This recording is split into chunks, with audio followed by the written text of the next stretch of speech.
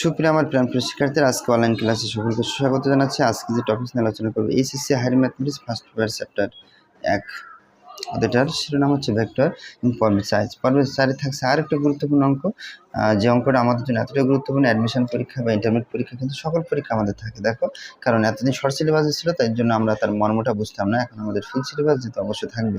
দেখো, 3i - 6j যোগ 2k ভেক্টরটির অক্ষত্রয় বলছে। অক্ষত্রয় মানে হচ্ছে তিনটা, ত্রয় বলছে মানে তিনটা, সাথে যে কোণ উৎপন্ন করে তা নির্ণয় করো। এখানে সহজ একটা ওয়ার্ডটা বুঝতে হবে। ত্রয় দ্বয় যদি বলে তখন হচ্ছে দুইটা মান বের করতে হবে। ত্রয় যখন বলছে তিনটা মান বের করতে, কয়টা মান বন্ধুরা বলো তো? তিনটা মান।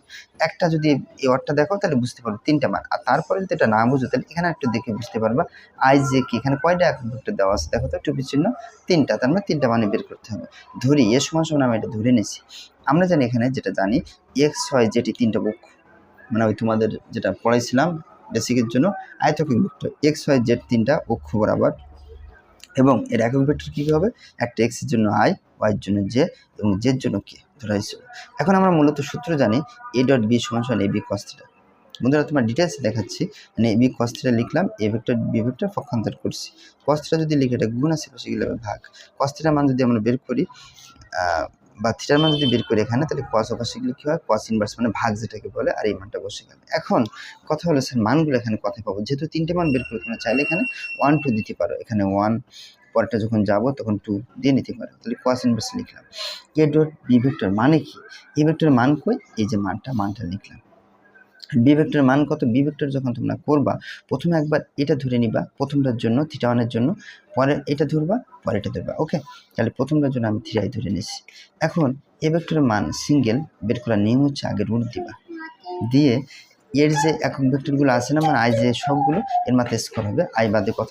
3 মাথা স্কোয়ার, যোগ জেড সব কত? -6, -6 এর মাথা স্কোয়ার, মাঝখানে কিন্তু যোগ, তারপর হচ্ছে এখানে 2, তারপর কত? 2 স্কোয়ার। তাহলে বন্ধুরা এর মান বের করে আসছে। এখন বির মান যখন বের করবো, বি কিন্তু উপরেই লেখা, বির মান কত লিখছি আমি? ধরে নিয়েছি 3i প্রথমটা, তাহলে আই বাদে কত হয়? 3, তাহলে আমরা 3 স্কোয়ার লিখলাম। এখন একটু ক্যালকুলেশন করবো, কস ইনভার্স লিখলাম। আর উপরে যদি আমরা কাজ করি বন্ধুরা, 3i দিয়ে যদি আমি একে গুণ করি, এক মান হবে, এটা আলাদা। মনে করো 3 আর 3 গুণ করো, 3 3 কত? 9। আর আই দুবার হচ্ছে গুণ, কি গুণ বন্ধুরা বলো তো? ডট গুণ। আই দুবার যদি ডট গুণ হয়, এর সূত্র আমরা শিখেছি কি বলো তো? 1 শিখেছি। তাহলে এটা কিন্তু বাদ। এবার এটা যদি গুণ করি, 3 কত? 18। কিন্তু আই আর জে যে সম্পর্ক হচ্ছে সেটা আমাদের কি সম্পর্ক বলো তো? ভিন্ন। অর্থাৎ কি সম্পর্ক? আই আর জে ডট গুণ। তাহলে আয়ের সাথে যে ডট গুণ সম্পর্ক বন্ধুরা আমরা শিখেছিলাম কি হবে? 0। তাহলে এটা দেখে গুণ করলে 0, আবার এটা দিয়ে এর গুণ করলে 0। যদি বলো কেন স্যার 3 দুগুণে তো 6 হয়? না, 6 তো হচ্ছে আই আর কে ডট গুণ করলে এর মান কি ভিন্ন হইলে আমি কি বলছিলাম? 0। তাহলে এটাতে যখন এটা করবা 0, এটাতে গুণ করলে 0। তাহলে 3 আর 3 গুণ করলে 3 3 9, আর আই কবার থাকে বলো তো? 2 বার। তা আই দুবার আগেই বলছি, আই দুবার যখন ডট গুণ হবে এর মান হচ্ছে 1। তাহলে শুধুমাত্র 1, এখানে লেখা লাগে না, এই জন্য লিখি নাই। আমরা নিচে আসবো, নিচে যদি আসি ক্যালকুলেশন করলে কত? 3 3 9, 6 7 36, 45, 0.7, এটা করলে 7 হয় বন্ধুরা, একবারে করবা। আর এটা যদি স্কোয়ার কেটে যায় এখানে থাকে 3, কাটাকাটি করো, 3 3 9, তার মানে কত হবে বলো তো? cos inverse 3/7। এই কিন্তু আমাদের একটা উত্তর বের করা শেষ। দেখছো, থিটা ওয়ানের মান বের করা শেষ অ্যান্সার। বন্ধুরা তিনটা মান বের করতে হবে, তাহলে একটা উত্তর আমরা পেয়ে গেছি, থিটা ওয়ান সমান সমান cos ইনভার্স 3/7। একটা যদি বুঝো পরেরটা অবশ্যই করতে পারবা। কিভাবে? আবার তাহলে এখানে থিটা ওয়ান ছিল, আবার কি লিখবো? Theta two.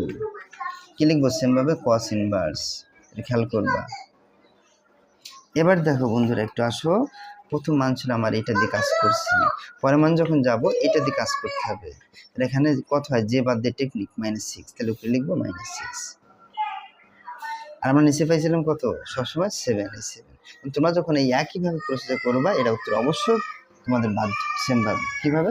থিটা ওয়ান ছিল, এখানে থিটা টু লিখবা। এখানে এ ভেক্টরের মান ঠিক থাকবে, বি ভেক্টরের মান প্রথম আমরা ধরছিলাম কত?